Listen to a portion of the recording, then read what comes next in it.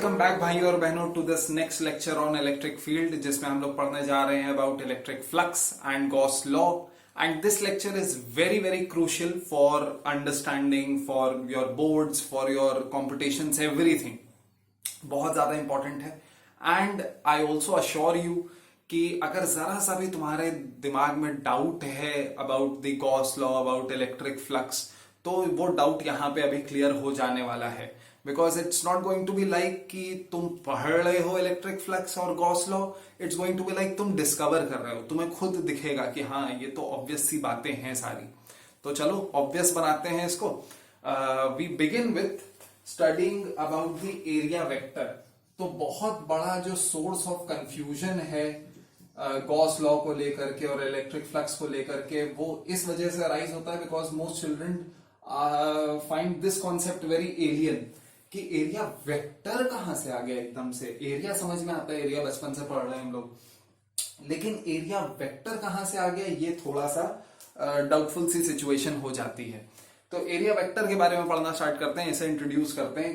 तो सबसे पहली बात, क्या एरिया वेक्टर है, ये कैसे हम लोग कन्विंस करें अपने आप को कि एरिया एक वेक्टर है। तो वेक्टर कौन सी चीजें होती हैं? वेक्टर वो चीजें होती हैं जिनका की description without giving a direction incomplete है। ये ना समझना बस किसी भी चीज में तुमने डायरेक्शन उठा के चिपका दिया तो वो वेक्टर बन गया, है ना भाई। जैसे ये कंफ्यूजन अराइज होता है जब तुम स्पीड और वेलोसिटी कंपेयर करते हो, but those are very different things. तुम्हें स्केलर देखना है तो तुम टाइम देखो। जैसे टाइम अगर है तो टाइम सपोज 4:30 बज रहा है तो 4:30 बज रहा है।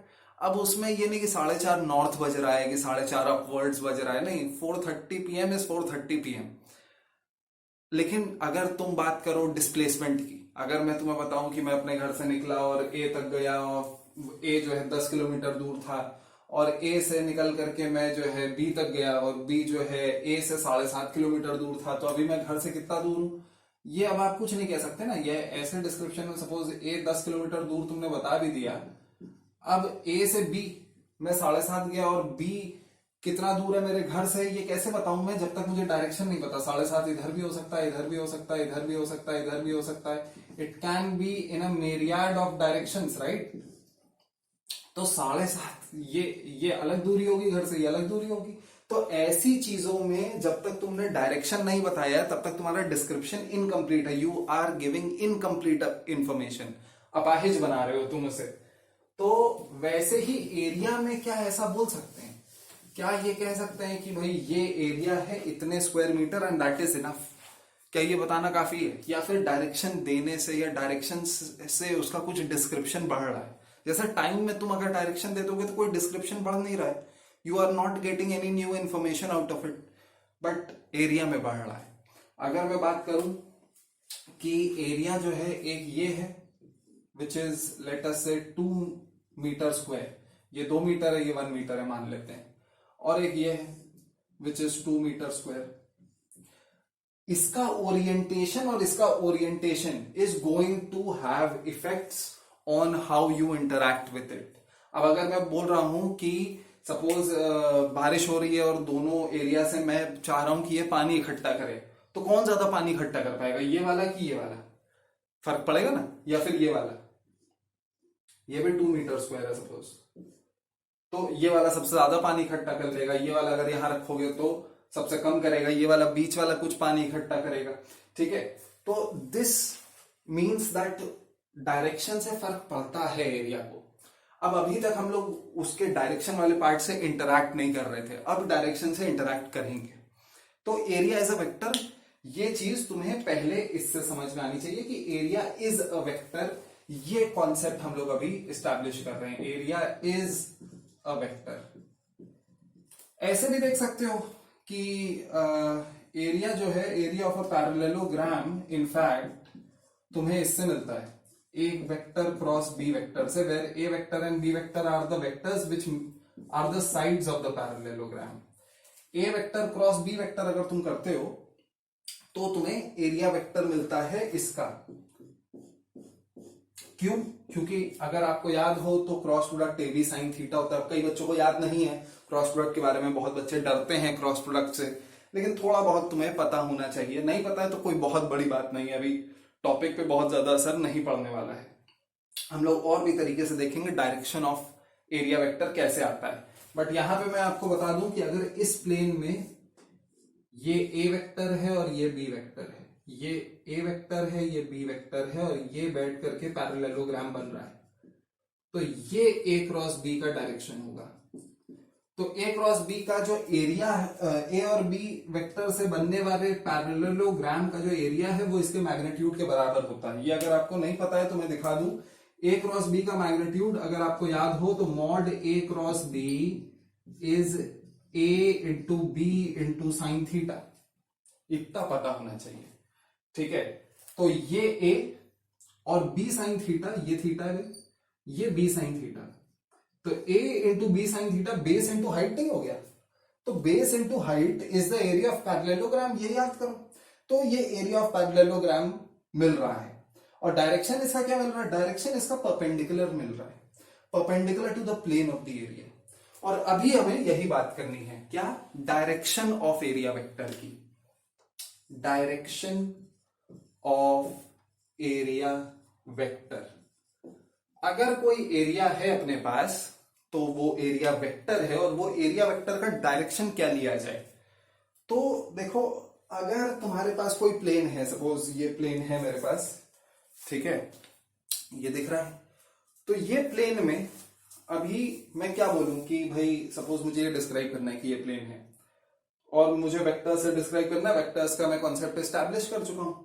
तो मैं अगर ये बोलूं कि ये एक ऐसा प्लेन है जिसमें ये वेक्टर लाई करता है, तो क्या ये डिस्क्रिप्शन कंप्लीट है? क्या is this information enough to tell me the orientation of this plane, की क्या इसी डायरेक्शन में ये प्लेन हो सकता है? अगर तुम ध्यान से सोचो तो अगर ये प्लेन ऐसे होता, देख रहे हो, ये एज इट इज है, ये वेक्टर एज इट इज है, ये प्लेन भी इस वेक्टर के साथ है, मतलब कि ये वेक्टर इस प्लेन में भी लाई करता है, इस प्लेन में भी लाई करता है, इस प्लेन में भी लाई करता है, इस प्लेन में भी लाई करता है, इस बहुत इनफाइनाइट प्लेन्स में लाई करेगा। ये ऐसे जितने भी प्लेन्स होंगे उन सब में, हाँ इसमें नहीं लाई करेगा, इसमें नहीं लाई करेगा, लेकिन बहुत सारे वेक्टर, बहुत सारे प्लेन्स में लाई करेगा, बहुत सारे प्लेन्स में लाई भी करेगा। बट द थिंग इज, ये इंफॉर्मेशन यूनिक नहीं है कि अगर तुम इतना बता दो कि हाँ भाई ये जो प्लेन है, ये डिस्क्राइब करने के लिए मैंने ये वेक्टर बता दिया, ये वेक्टर इस प्लेन में लाई कर रहा है। या फिर अगर मैं आपको ये बता दूं कि ये जो प्लेन है, ये एक ऐसा प्लेन है जिससे कि ये वेक्टर 30 डिग्री एंगल बना रहा है, तो बात ये कि 30 डिग्री एंगल सिर्फ ये प्लेन नहीं बना रहा है। अब अगर तुम सोचो, ये 30 डिग्री एंगल है, ये ठीक, तो ये 30 डिग्री एंगल तो ये भी बना सकता है, ऐसे ऐसे ऐसे, ये वाला प्लेन भी बना सकता है। Now this plane and this plane have different orientations, right? ये ऐसे है और ये ऐसे है, दोनों 30 डिग्री बना रहे हैं, किसके साथ, इसके साथ, तो ये भी नहीं चल सकता है। मल्टीपल डायरेक्शंस फिर से पॉसिबल है। बट अगर तुम बोल दो कि एक प्लेन है जो कि इस वेक्टर के परपेंडिकुलर है, अब 30 डिग्री तो मल्टीपल प्लेन्स बना सकते हैं, पर परपेंडिकुलर जो होता है वो एक ही प्लेन बना पाता है। परपेंडिकुलर में बस ये परपेंडिकुलर, ठीक है, ये दिखेगा नहीं, ये सपोज ऐसे है तो ये परपेंडिकुलर। अब इसे टर्न करने का कोई जगह नहीं बचा है। अगर जरा सा भी कोई और एंगल होता, ये जैसे एंगल होता, तो अब इसे टर्न कर सकता था मैं, है ना? लेकिन अगर परपेंडिकुलर है तो बस ये, और कोई डायरेक्शन नहीं बचता है। तो वही बात है, इसी वजह से ये वन ऑफ द रीजंस है why to describe the direction of a plane what we do is we tell you about a vector in its perpendicular direction. हम आपको हमेशा एक ऐसा वेक्टर देंगे जो कि इस प्लेन के परपेंडिकुलर होगा। ये प्लेन ऐसे है और इसके कोई भी लाइन ले लो, कोई भी लाइन ले लो इस प्लेन में, उन सारी लाइंस के ये परपेंडिकुलर होगा।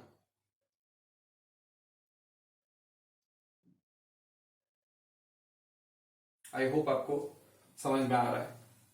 ये थोड़ा जूम इन कर दूंगा मैं, ठीक है? तो ये सारे जो है, इन सारी लाइंस के परपेंडिकुलर है ये वेक्टर। तो एरिया वेक्टर हमने एस्टैब्लिश कर लिया कि पहली बात एक वेक्टर है, and area vector is a vector perpendicular to the plane of the area, जो प्लेन ऑफ एरिया है उसके परपेंडिकुलर होता है, and is equal in magnitude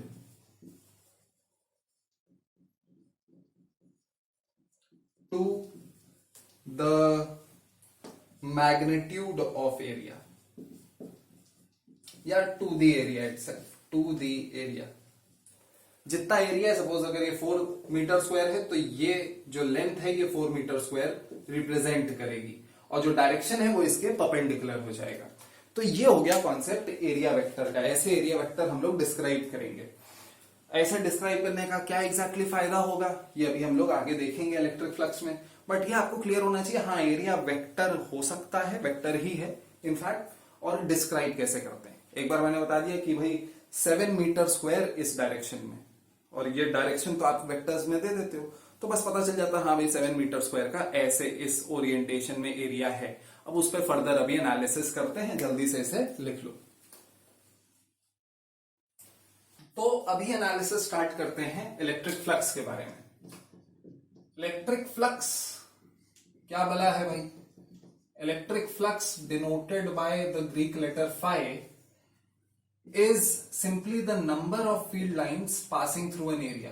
The number of field lines passing through an area.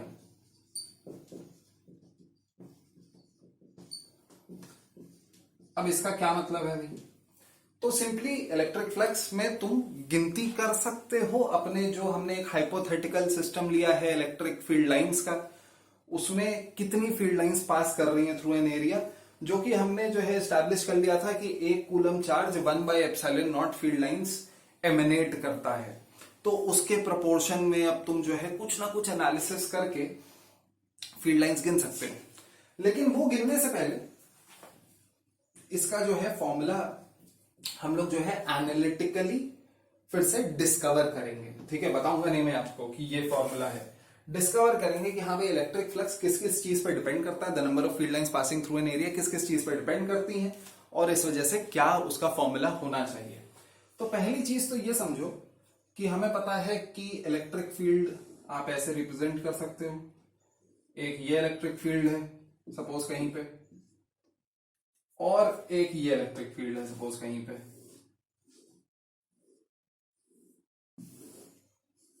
ये दो अलग अलग electric field है, ये E1 है और ये E2 है। अब E1 और E2 दोनों में अगर मैं सेम ओरिएंटेशन में, सेम प्लेन, सेम एरिया में रखता हूं तो क्या होगा? सपोज इसके अंदर मैंने कितना बड़ा एरिया रखा, तो यहां पे 2 फील्ड लाइंस इसके अंदर घुस रही होंगी।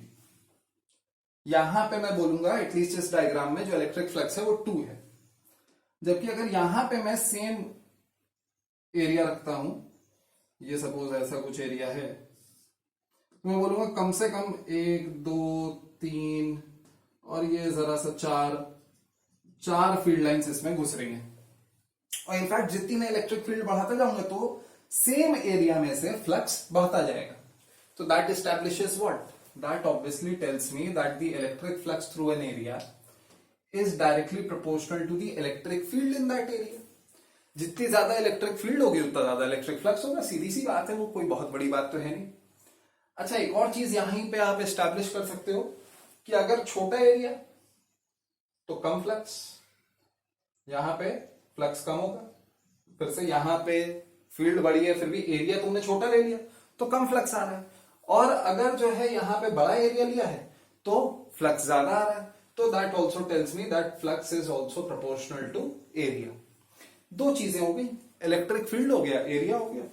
माने कि क्या हम लोग ये बोल सकते हैं कि अगर मैं एक स्ट्रॉन्ग इलेक्ट्रिक फील्ड में, बहुत स्ट्रॉन्ग इलेक्ट्रिक फील्ड है, बहुत उसमें बहुत सारी फील्ड लाइंस गुजर रही हैं, ठीक है, बना भी देता हूं मैं इनफैक्ट, ये अपने पास इलेक्ट्रिक फील्ड है वेरी स्ट्रॉन्ग, ठीक है, चलो इतनी स्ट्रॉन्ग नहीं लग रही है अभी देखने पे, ये लो, और फील्ड लाइन और फील्ड लाइन और फील्ड लाइन, ठीक, वेरी स्ट्रॉन्ग इलेक्ट्रिक फील्ड। इसमें एक बहुत बड़ा सा मैं एरिया रख दूं ठीक है, बहुत बड़ा सा एरिया है, फील्ड बड़ी है, एरिया बड़ा है, तो फ्लक्स खूब सारा होना चाहिए। तो क्या ये हमेशा सत्य रहेगा कि एक बड़ा सा एरिया मैं एक बड़ी सी फील्ड में रखूं तो फ्लक्स हमेशा बहुत बड़ा सा है? अगर इसको देखो तुम, एक बड़ा सा एरिया लिया मैंने, लेकिन उसका ओरिएंटेशन ये कर दिया, दिस इज द ओरिएंटेशन, और फील्ड लाइंस ऐसे जा रही हैं, all these field lines are going from left to right, while the area is placed horizontally, area बहुत बड़ा है पर ऐसे रखा है, तो अभी फ्लक्स क्या हो जाएगा? अभी तो इसका फ्लक्स ठन ठन गोपाल हो गया, कोई फील्ड लाइन नहीं जा रही है इसमें से। तो बोलो नहीं, कुछ जरा सी तो जाएगी सर, पर मुझे ये बताओ यार कि क्या कोई ऐसी फील्ड लाइन होगी जो ऊपर से जाते जाते एकदम से डिसाइड करेगी कि नहीं नीचे से चलते हैं, या कोई ऐसी फील्ड लाइन की नीचे से जाते जाते एकदम से डिसाइड करे नहीं ऊपर से चलते हैं? ऐसा तो होगा नहीं, उसको क्रॉस कोई फील्ड लाइन नहीं करने वाली अगर ये प्योरली हॉरिजॉन्टली रखा है। ठीक है, तो ये आपको बता रहा है कि कुछ ना कुछ और कोई फैक्टर है, क्योंकि ये दो फैक्टर तो हमने बहुत बड़े रखे हैं। तो एक और ऐसा डायग्राम बनाने की कोशिश करते हैं। सपोज हमने सेम एरिया लिया, कुछ ऐसे लिया, और ये जो है अपने पास एक और ऐसे ही एरिया है। ठीक, ये एरिया लिया अपन लोगों ने, और ये एरिया में हमने देखा कितनी फील्ड लाइंस गुजर रही हैं। ये एक फील्ड लाइन, ये दूसरी, ये तीसरी, ये चौथी, और ये पांचवी, ये दिख रही। ये आपके पास एरिया है, इसमें से एक फील्ड लाइन ये, एक ये, एक ये, एक ये, और पांचवी ये। थोड़ा सा डार्क कर देते हैं इसे। ये फील्ड लाइन है, दिस वन, दिस वन, और फिर दूसरे इंसान ने मुझे बोला कि यार क्या फायदा हुआ इतना बड़ा एरिया लेने का, इससे अच्छा तुम इससे छोटा एरिया लेते, लेकिन उसे ऐसे प्लेस करते, यूं प्लेस करते कि ऐसे रखा होता भाई।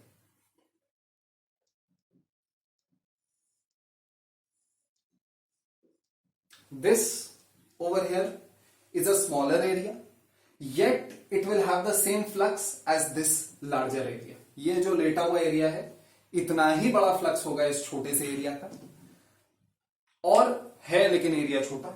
तो ये इफेक्टिव एरिया वाला काम कर रहा है। अगर आप देखें तो वही फील्ड लाइंस इसमें से भी गुजर रही है, ये वाली 3, 4 और 5, और इसका एक पार्ट ऐसा है, ये एक शैडो की तरह इसका बिहेव कर रहा है ना, जैसे ये फील्ड लाइंस है और ये शैडो है उसका। ठीक है, जैसे इधर से लाइट मारे और यहां पे एक प्लेन रख दें उसके परपेंडिकुलर, तो जितना बड़ा शैडो आएगा, ऐसे एक शैडो ऐसा भी आएगा। ये वाला शैडो अगर आप देखें, दूसरे कलर से बना लेते हैं अपन लोग, सपोज इससे बनाते हैं,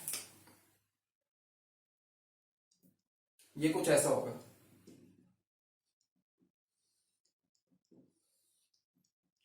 इसमें से कोई भी फ्लक्स नहीं गुजरेगा, ये वाले शैडो में से। इसमें से भरपूर फ्लक्स गुजरेगा, ये वाले शैडो से। तो ये किसकी तरह बिहेव कर रहा है? जैसे वेक्टर्स में प्रोजेक्शन नहीं होता है, वैसा नहीं बिहेव कर रहा है कि एक एरिया वेक्टर है तुम्हारे पास, उसके दो प्रोजेक्शन है, एक प्रोजेक्शन से पूरा फ्लक्स आ रहा है और एक प्रोजेक्शन से कोई फ्लक्स नहीं आ रहा है। वही चीज यहां पे इनफैक्ट हो भी रही है। हम ये एस्टैब्लिश कर चुके हैं कि एरिया एक वेक्टर है, माने कि यहां पे एक अपने पास ये एरिया वेक्टर है जो कि क्या है, perpendicular to the plane of the area है। ये एरिया वेक्टर के तुम दो कंपोनेंट कर सकते हो। एक कंपोनेंट तुम्हारा जो है इधर चला जाएगा पैरेलल टू इलेक्ट्रिक फील्ड, और एक कंपोनेंट तुम्हारा जो है इधर चला जाएगा perpendicular to electric field. Can you see that? ये कंपोनेंट इनफैक्ट इसके बराबर है। दिस इज इनफैक्ट, अगर तुम यहां पे इलेक्ट्रिक फील्ड के साथ एरिया वेक्टर का एंगल देखो तो ये एंगल अगर थीटा है तो this is a cos theta, which is the same as this, a cos theta, and this purple one over here is a sin theta, which is the same as over here a sin theta. क्या establish किया तुमने? एक बार फिर से नए सिरे से देखते हैं कि अगर तुम्हारे पास एक एरिया वेक्टर है जो कि ऐसे प्लेस्ड है, इसके आप दो कंपोनेंट कर सकते हो, एक कंपोनेंट ये कर सकते हो और एक कंपोनेंट ये कर सकते हो।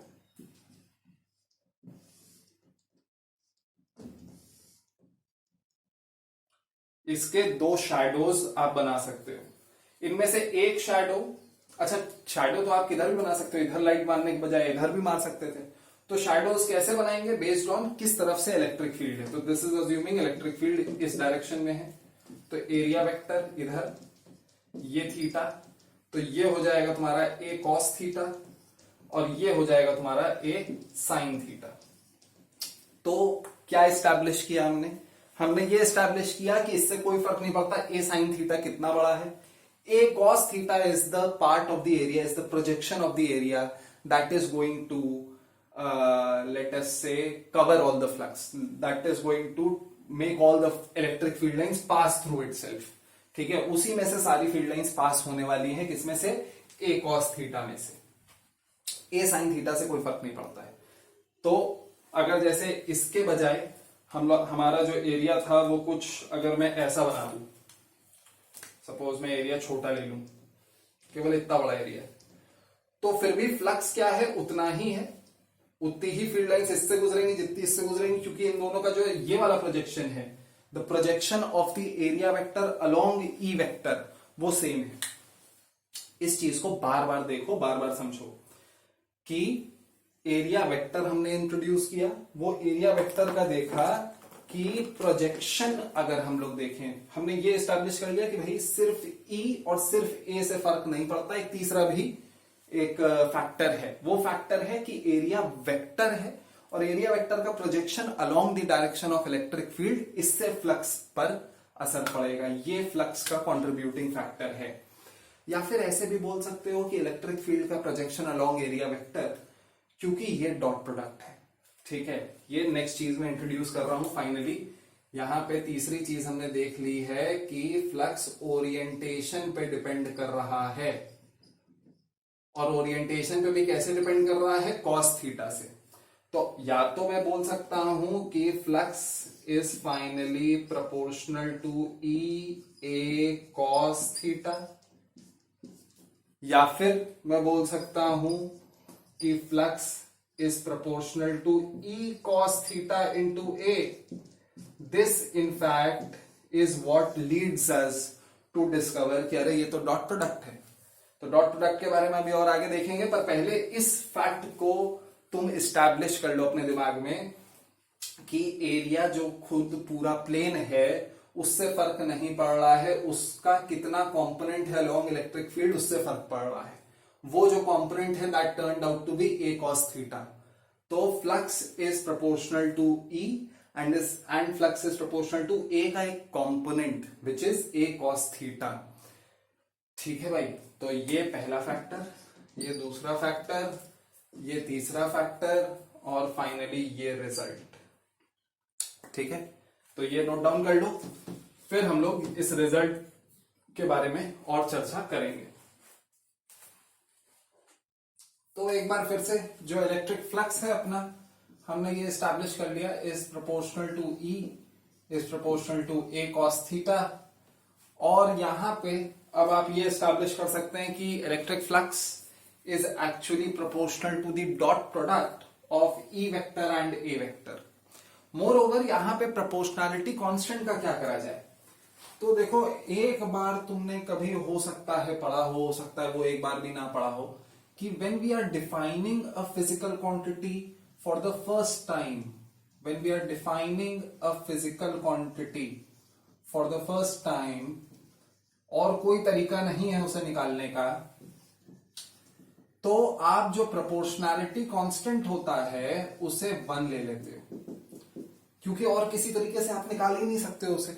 अब तुम सोचो, अगर मैं बोलूं जैसे न्यूटन सेकंड लॉ था, वहां पे हो सकता है आपने ये देखा भी हो, तो वो कहता था force is directly proportional to the rate of change of momentum, dp by dt बोल दो या delta p by delta t बोल दो। लेकिन अब यहां पे प्रोपोर्शनैलिटी कांस्टेंट कैसे निकाला जाए, कैसे पता करा जाए कि ये k कितना है। अब तुम बोलोगे सर ये फोर्स मेजर कर लो, ये मेजर कर लो, देख लो k कितना है। ऐसे ही प्रोपोर्शनैलिटी कांस्टेंट निकाले जाते हैं। जैसे कि अगर मैं बोलूं mass is directly proportional to volume for wooden blocks, मेरे पास 3 वुडन ब्लॉक हैं, एक इतना बड़ा है, एक इतना बड़ा है, एक इतना बड़ा है। जैसे जैसे वॉल्यूम बढ़ रही है मास बढ़ रहा है, तो mass is directly proportional to volume मैं बोल सकता हूं। और प्रोपोर्शनैलिटी कांस्टेंट जो कि यहां पे डेंसिटी होता है, लेकिन अभी वो छोड़ देते हैं कि उसे बोलते क्या है। प्रोपोर्शनैलिटी कांस्टेंट कैसे मेजर करते हो, मास मेजर कर लो, वॉल्यूम मेजर कर लो। सपोज मास आया 200 gram for a volume which was let us से 250 सेंटीमीटर क्यूब, तो बस के आ गया 200 ग्राम अपॉन 250 सेंटीमीटर क्यूब, के आ गया 0.8 ग्राम पर सेंटीमीटर क्यूब। ठीक है, कोई दिक्कत नहीं। ये प्रोपोर्शनैलिटी कॉन्सेप्ट, मैं प्रोपोर्शनैलिटी कांस्टेंट का कॉन्सेप्ट बता रहा हूं। अब यहां पे क्या हो रहा है कि पहली बार फोर्स डिफाइन कर रहे हैं। इससे पहले आज तक किसी ने डिफाइन ही नहीं किया फोर्स है किस चिड़िया का नाम। तो फिर कैसे बताओगे कि भाई फोर्स मेजर कर लो और dp बाई dt मेजर कर लो तो k का वैल्यू आ जाएगा। यही तो मेजर, फोर्स मेजर करने का पहली बार तो फॉर्मूला बना रहे हैं ना, तो और कोई ऑप्शन नहीं होता है हमारे पास, तो हम लोग प्रोपोर्शनैलिटी कांस्टेंट को 1 ले लेते हैं। तो ये चीज ध्यान में रखो। तो वैसे ही ये पहली बार हम लोग डिफाइन कर रहे हैं, ये डिफाइनिंग फॉर्मूला है फ्लक्स का। तो यहां पे डिफाइनिंग फॉर्मूले में हम लोग क्या करेंगे, प्रोपोर्शनैलिटी कांस्टेंट को 1 ले लेंगे। ये हो जाएगा अपना EA cos थीटा। अब आगे की बात करते हैं। आगे क्योंकि ये E भी एक वेक्टर है, A भी एक वेक्टर है, और यहां पे cos थीटा लग रहा है। cos थीटा क्या होता है, cos थीटा तब कब लगता है, डॉट प्रोडक्ट के टाइम पे लगता है। डॉट प्रोडक्ट में क्या होता है कि एक वेक्टर का कंपोनेंट अलोंग अनदर वेक्टर आप मल्टीप्लाई कर देते हो। Suppose A vector dot B vector करना है, तो ए वेक्टर का कंपोनेंट लिया बी वेक्टर के अलोंग, कितना हो गया, ए cos थीटा हो गया। अब A cos theta into B कर दिया तो आपको डॉट प्रोडक्ट मिल जाता है। A vector dot B vector is A B cos theta लिखो या ए cos थीटा बी लिखो, कोई फर्क नहीं पड़ता है, क्योंकि बी का भी कंपोनेंट अलोंग ए जब मल्टीप्लाई करोगे तो वो ए इंटू बी cos थीटा आएगा। अच्छा, तो ये डॉट प्रोडक्ट होता है, और dot product is always a scalar. More over ये समझो कि ये जो ए वेक्टर डॉट बी वेक्टर है, ये ए बी cos थीटा आता है पोलर फॉर्म में। ये पोलर फॉर्म है। पोलर फॉर्म से मेरा क्या मतलब है, तो कई बच्चे हो सकता है पोलर फॉर्म ना जानते हो, ये सब भी इसके यूज टू हो जाओ तो बहुत ही आसानी से इसे देख पाओगे। तो पोलर फॉर्म में आपको वेक्टर ए और वेक्टर बी का मैग्नीट्यूड पता होता है और उनका डायरेक्शन पता होता है कि इस दिशा में है। तो जैसे अगर मैंने बताया a force F1 vector is acted upon a body, F1 vector is 20 Newton and is acting at an angle of 30 degree from east. तो ईस्ट से 30 डिग्री डायरेक्शन पर लग रही है वो फोर्स। तो फिर उसके बाद उसके जो है हम लोग जो ये डिस्क्रिप्शन है वेक्टर का, उसके बाद हम लोग जो है उसके बारे में बहुत सारी चीजें कर सकते हैं, एनालिसिस कर सकते हैं, पर डायरेक्शन और मैग्नीट्यूड जब दिया है ऐसा डिस्क्रिप्शन है तो उसे पोलर फॉर्म बोलते हैं। तो अगर इसका मैग्नीट्यूड और डायरेक्शन पता है, इसका मैग्नीट्यूड और डायरेक्शन पता है, तो इनके बीच का एंगल भी पता है, तो ए बी cos थीटा पता कर लिया। एक और तरीका होता है डिस्क्राइब करने का वेक्टर्स को, which is called the Cartesian form. तो कार्टेशियन फॉर्म में क्या होता है, मैं रिवाइज करा दे रहा हूं आपको डॉट प्रोडक्ट में, कि आपको जो है ये दे रखा गया होता है, ये नहीं पता होता है कि ए वेक्टर का क्या मैग्नीट्यूड है, किस डायरेक्शन में है। रादर आपको ये पता होता है कि ए वेक्टर अलोंग एक्स एक्सिस कितना है और ए वेक्टर अलोंग वाई एक्सिस कितना है। ए एक्स पता होता है, ए वाई पता होता है।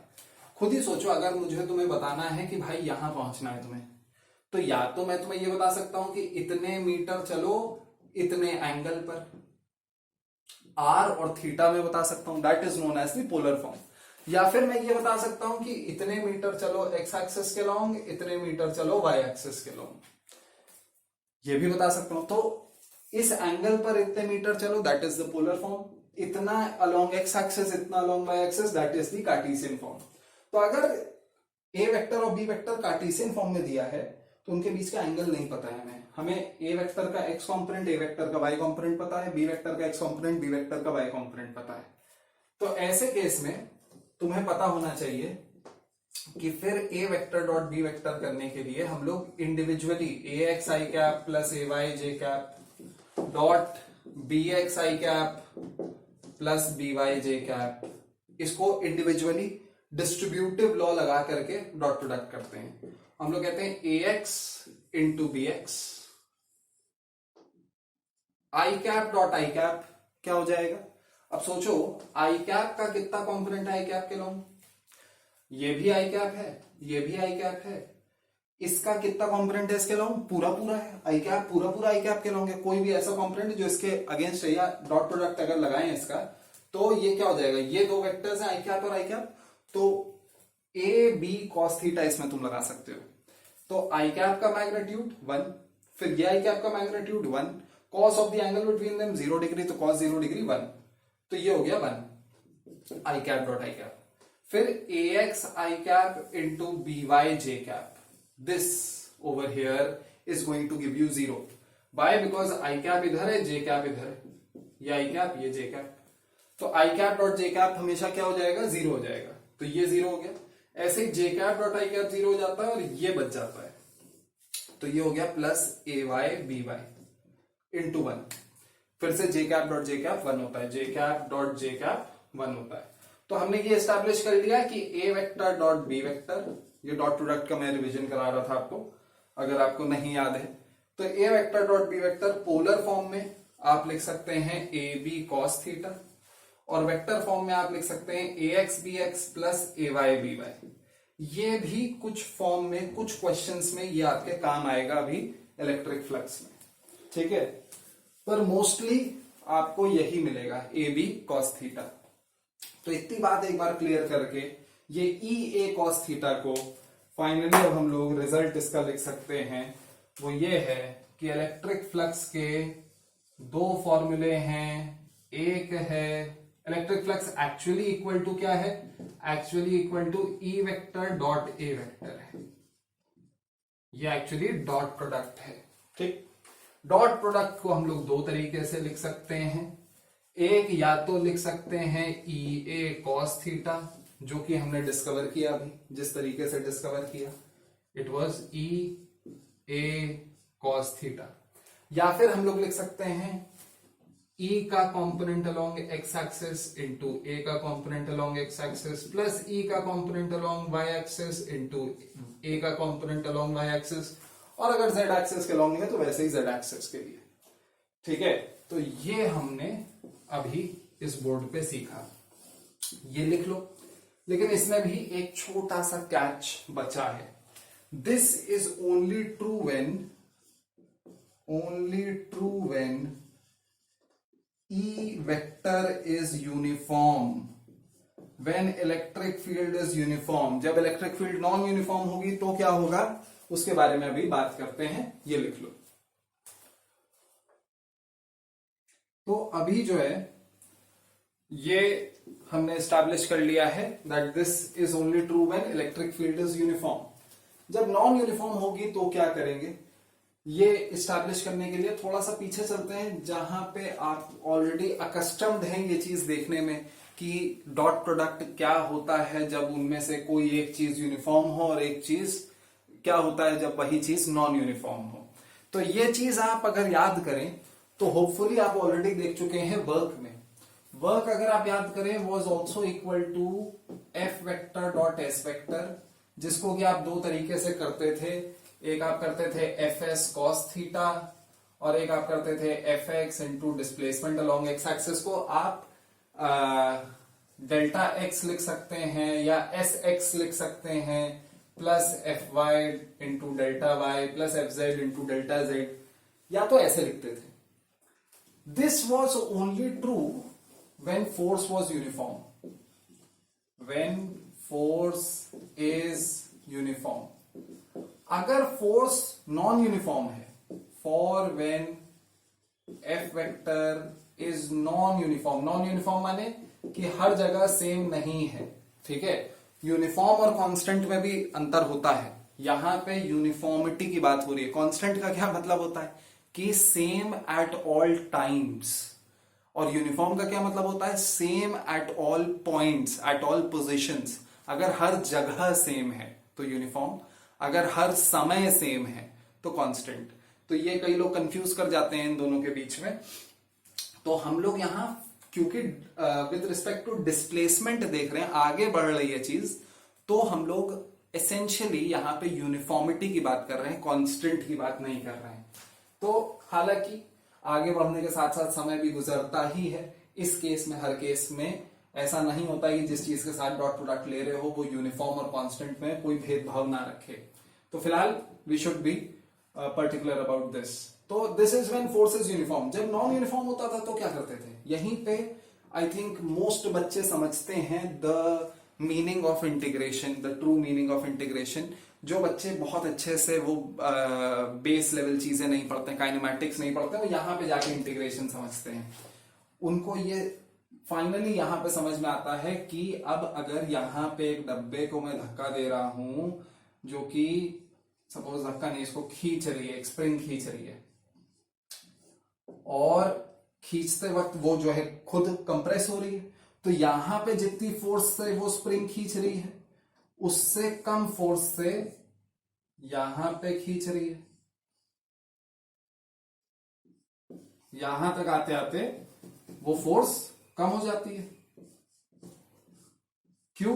क्योंकि अभी एक्सपेंशन ज्यादा है, अभी एक्सपेंशन कम है। तो एक्सपेंशन कम है तो फोर्स भी कम लगने लग जाती है, because force is obviously directly proportional to k x.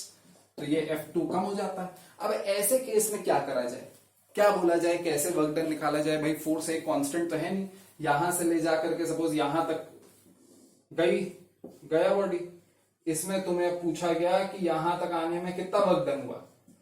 अब तुमने बोला कि जी अब कौन सा फोर्स लगाएं, यहाँ पे तो फोर्स 0 लग रहा है, और यहाँ पे फोर्स F2 लग रहा है, यहाँ फोर्स F1 लग रहा है। अब ये डिस्प्लेसमेंट तो पता है मुझे, ये डिस्प्लेसमेंट हुई है, लेकिन फोर्स कौन सा लगाया जाए? तो ऐसे ही केस में इंटीग्रेशन आता है तुम्हें बचाने। वो कहता है कि भाई फिर क्या करो कि अगर फोर्स वेरी कर रही है तो आप बोलो कि इसको छोटे छोटे हिस्सों में बांट देते हैं, और एक हिस्से को अगर तुम देखो तो एक हिस्से का जो एरिया है, ये पतला सा एरिया, इसका जो हाइट है वो फोर्स के बराबर है, और ये जो पतली सी विड्थ है वो उस पतले से छोटे से डिस्प्लेसमेंट के बराबर है, जिस छोटे से डिस्प्लेसमेंट में तुम कह सकते हो कि फोर्स नहीं चेंज हुआ है। तो यहां से लेकर के यहां तक का एरिया अगर तुम ले लोगे तो हालांकि अलग अलग काट के देखने की जरूरत नहीं पड़ेगी, पर वही ट्रेपेजियम का एरिया वर्क डन के बराबर हो जाएगा। इस चीज को समझो। बहरहाल इन द सेम मैनर आपने ये देख लिया था कि when force is non uniform तो इसे हम लोग F vector dot ds vector का इंटीग्रेशन करने लग जाते थे, जिसे कि आप ऐसे भी कर सकते हो F ds cos थीटा, या फिर ऐसे भी कर सकते हो F dot dx plus F y dot dy। यहां पे सॉरी मैं fx लगाना भूल गया, ठीक है, ये भी कर सकते हो। तो एक्चुअली ये मदर फॉर्मूला है, इसको मैं मदर फॉर्मूला बोलता हूं, ठीक है, कि मतलब ये एक्चुअली इसका बाप है या माँ है, जो कहना है कह लो। क्यों? क्योंकि अगर इस फॉर्मूले में तुम देखो, इस फॉर्मूले में तुम बोलो अच्छा जी ऐसा करते हैं फोर्स कांस्टेंट कर देते हैं, तो फोर्स कांस्टेंट है तो क्या होगा, फोर्स ये कांस्टेंट होगा तो बाहर आ जाएगा, ये कांस्टेंट होगा तो बाहर आ जाएगा, इंटीग्रेशन को इफेक्ट नहीं करती है कांस्टेंट चीजें, बाहर आ जाएगा तो ds वेक्टर का इंटीग्रेशन बचेगा, which will simply be s vector. तो ये फॉर्मूला अपने आप आ जाएगा इस फॉर्मूले से। तो एक्चुअली ये formula is the correct one. एकदम सेम एनालिसिस इसके ऊपर अगर लगाई जाए तो आप क्या कह सकते हैं, similarly flux is actually equal to E vector dot dA vector, जिसको कि दो तरीके से सॉल्व कर सकते हैं। Integration of E dA cos theta, जो कि हम लोग ज्यादातर अपने डेरिवेशंस में यूज करने वाले हैं, या फिर integration of Ex dot dAx plus Ey dot dAy plus Ez dot dAz, अगर वो भी है जो कि एक आध बोर्ड लेवल क्वेश्चन और कई JEE level NEET level questions में हम लोग यूज करेंगे। ये मेन तरीका है यूज करने का, पर एक्चुअल फॉर्मूला ये है, this is the always true formula. तो एक बार थोड़ा सा समराइज कर लेते हैं कि कहां से कहां तक पहुंचे हम लोग अभी तक। हम लोगों ने अभी तक क्या क्या एस्टैब्लिश कर लिया है? पहले कि एरिया एक वेक्टर है, एरिया वेक्टर के बारे में देख लिया। दूसरा, electric flux depends upon E, A and orientation, ये देख लिया। फिर हमने ये देख लिया कि इलेक्ट्रिक फ्लक्स इज एक्चुअली जो प्रोपोर्शनैलिटी कांस्टेंट है वो 1 है और ये डॉट प्रोडक्ट है, ये देख लिया। और अब आई होप आप ये समझ गए कि एक्चुअल जो फॉर्मूला है इलेक्ट्रिक फ्लक्स का वो integration of E vector dot D A vector है। अगर नहीं समझे हैं तो इसको अभी मैं एक आध केसेस में, एक आध एग्जाम्पल्स में और दिखा करके मैं और एस्टैब्लिश करूंगा। बट यहां तक की कहानी, और ये आप और अच्छे से अभी देखते रहेंगे, this will come with experience. But ये कहानी आपकी बेसिकली हो चुकी है कि इलेक्ट्रिक फ्लक्स के बारे में आप ये चीजें देख चुके हैं। और अब जब फॉर्मूला एस्टैब्लिश हो चुका है तो यूनिट वगैरह देखेंगे। तो I hope this much is clear. Note down कर लो, then we'll move on to the next topic. तो फाइनली इलेक्ट्रिक फ्लक्स का डेफिनेशन, डिफाइनिंग फॉर्मूला डेवलप करने के बाद, डिस्कवर करने के बाद लेटस से, जो कि क्या है, ई vector dot D A vector. अभी जो है यूनिट वगैरह देख लेते हैं इसका। तो यूनिट क्या हो जाएगा? Unit of electric flux will be, unit ये ऑफ है, of electric flux will be what? Electric field का unit which is newton per coulomb, और एरिया का unit which is metre square. तो newton metre square per coulomb तुम्हें मिल सकता है, या फिर अगर आपको याद हो तो इलेक्ट्रिक फील्ड का एक और यूनिट होता था न्यूटन पर कूलम के साथ साथ वोल्ट मीटर। तो अगर तुम ये देखो, सॉरी वोल्ट पर मीटर, ठीक है, तो अगर तुम ये देखो कि ये वोल्ट पर मीटर है और ये मीटर स्क्वायर है, तो फिर वोल्ट मीटर एक इसका यूनिट आ जाएगा इलेक्ट्रिक फ्लक्स का। तो दो यूनिट है, Newton metre square per coulomb या फिर वोल्ट मीटर। तो इतनी चीज याद रखो, डायमेंशंस आई एम श्योर आप निकाल लोगे। तो इलेक्ट्रिक फ्लक्स तुमने सेटअप कर दिया। अभी ये डिफाइनिंग फॉर्मूला है, तो डिफाइनिंग फॉर्मूला है तो यहां पे 3 लाइन खींच देते हैं। This is the defining formula for electric flux. अभी गॉस लॉ के सेटअप पे चलते हैं। तो गॉस लॉ के सेटअप में जो फ्रेडरिक गॉस थे, उन्होंने क्या बोला?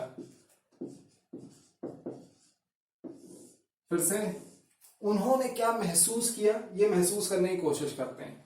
और ये महसूस करने के लिए मैं चाहता हूं कि आप वापस से चले और सोचें क्या होगा the electric field line diagram for a pair of charges 3q and -q।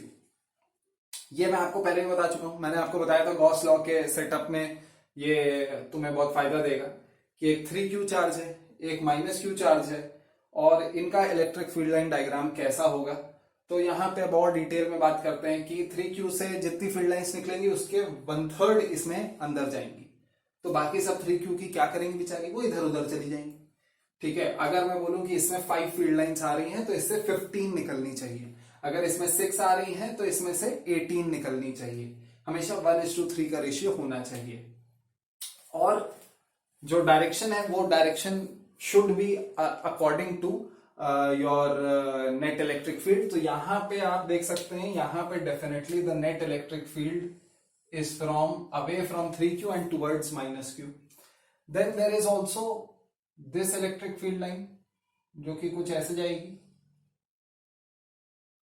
Then there is also this electric field line जो कि कुछ ऐसे जाएगी। ये सब इलेक्ट्रिक फील्ड लाइंस अगर तुम ध्यान से सोचो तो ये आपको जो है नेट इलेक्ट्रिक फील्ड के डायरेक्शन में मिलेगी। ऐसे ही सिमेट्रिकली इधर भी होगी,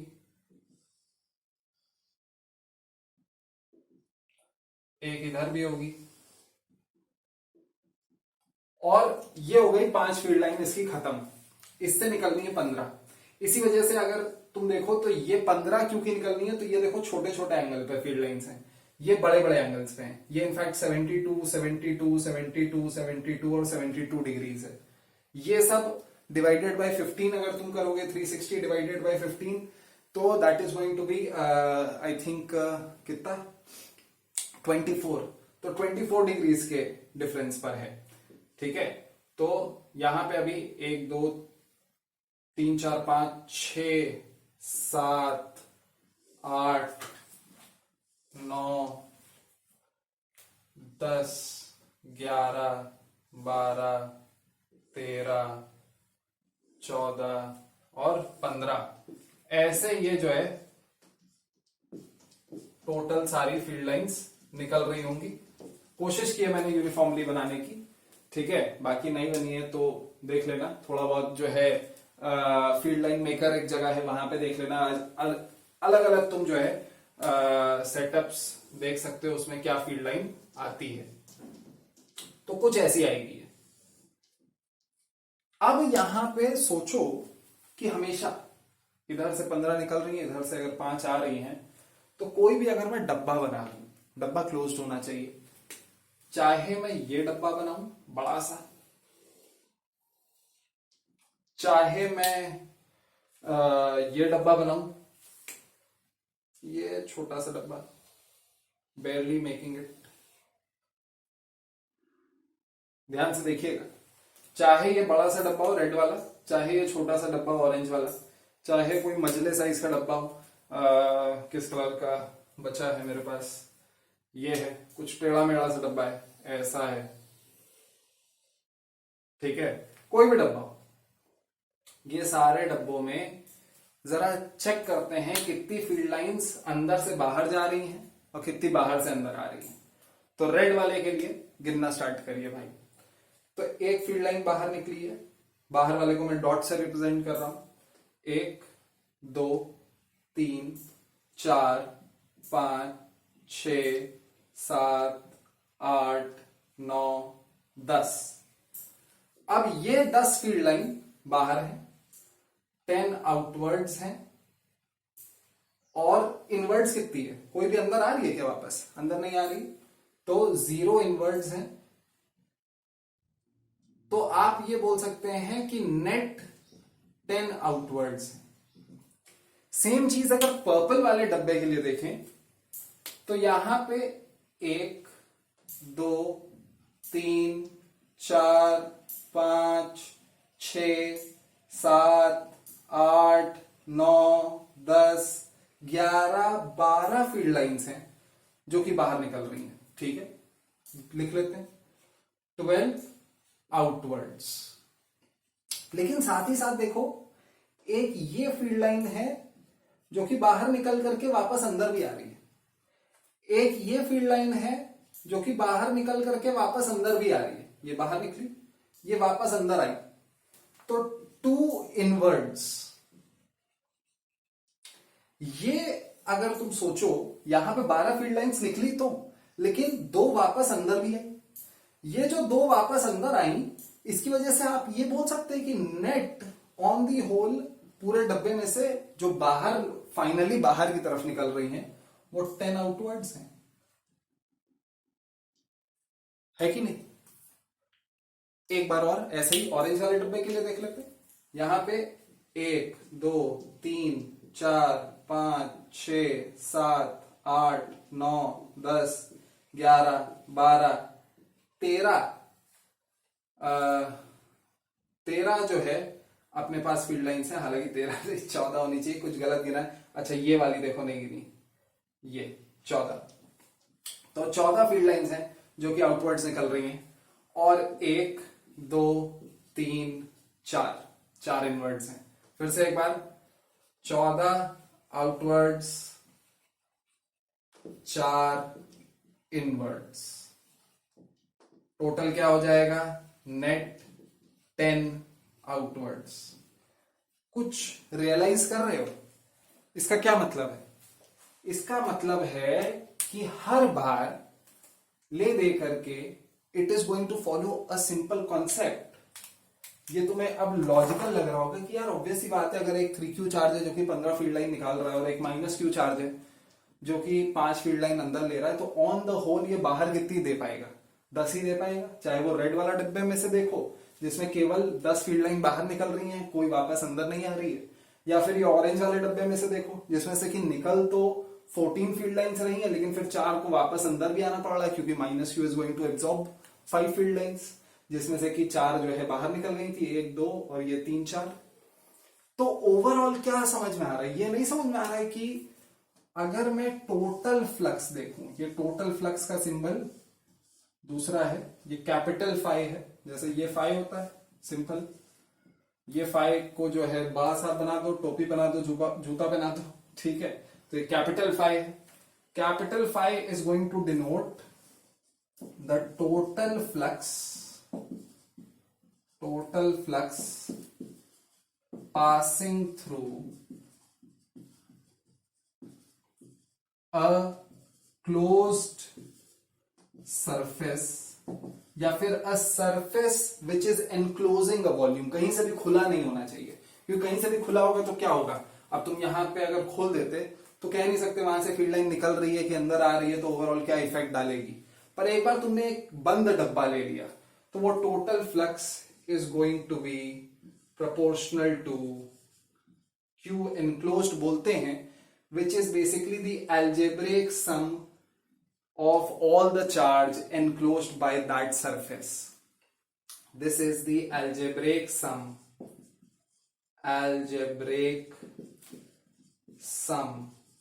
of all the charge enclosed by the surface।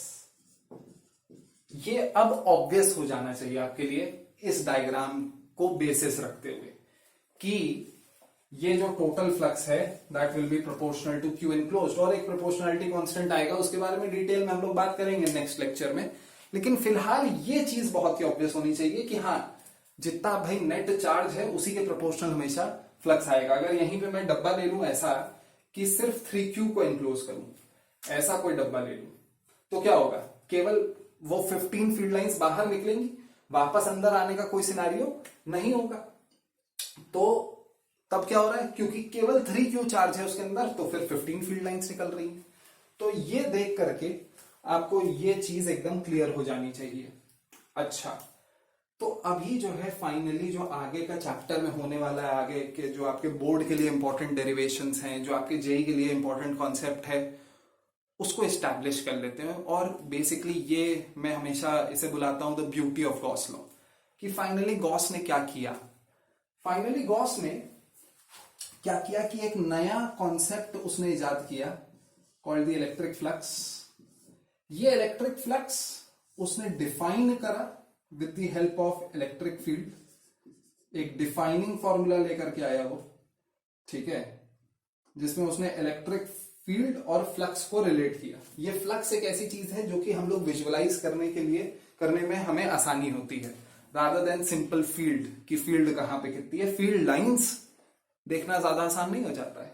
तो फ्लक्स उसने एस्टैब्लिश किया, और गॉस लॉ से उसने ये फ्लक्स को रिलेट कर दिया क्यू एनक्लोज के साथ। और आगे जितने भी डेरिवेशन होने वाले हैं उसमें बेसिकली हम यही करने वाले हैं कि फ्लक्स को पहले ऐसे डिफाइन करने वाले हैं इलेक्ट्रिक फील्ड के रिस्पेक्ट में, कैलकुलेट करने वाले हैं, और वो फिर डाल देने वाले गॉस लॉ में उस फ्लक्स को।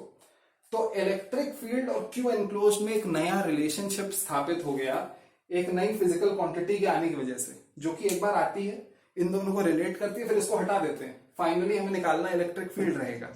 इलेक्ट्रिक फील्ड और क्यू एनक्लोज्ड में एक नया रिलेशनशिप हमें बनाना था। बीच में ये नई फिजिकल क्वांटिटी हम लोग लाए to be able to visualise it. तो that is the beauty of Gauss law. बाकी इसको कंटिन्यू करेंगे हम लोग, इस डिस्कशन को एक बार फिर से नए सिरे से करेंगे गॉस लॉ का discussion in the next lecture. But अभी ये थोड़ा सा एस्टैब्लिश करना बहुत जरूरी था। I hope you understood all of that, and अच्छा लगा हो तो नीचे कमेंट्स में बताओ। Until then, bye.